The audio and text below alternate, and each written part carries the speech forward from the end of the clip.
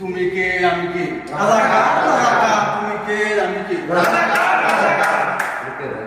আমরা মালয়েশিয়ান প্রবাসী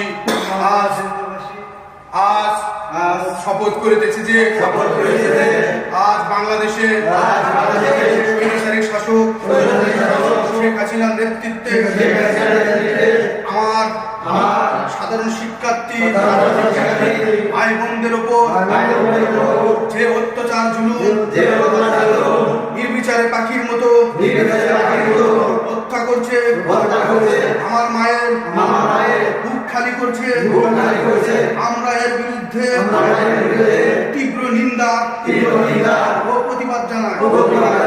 সে সাথে আমরা রেমিটেন্স দ্বারা আজ থেকে বাংলাদেশে কোনো টাকা পাঠাবো না।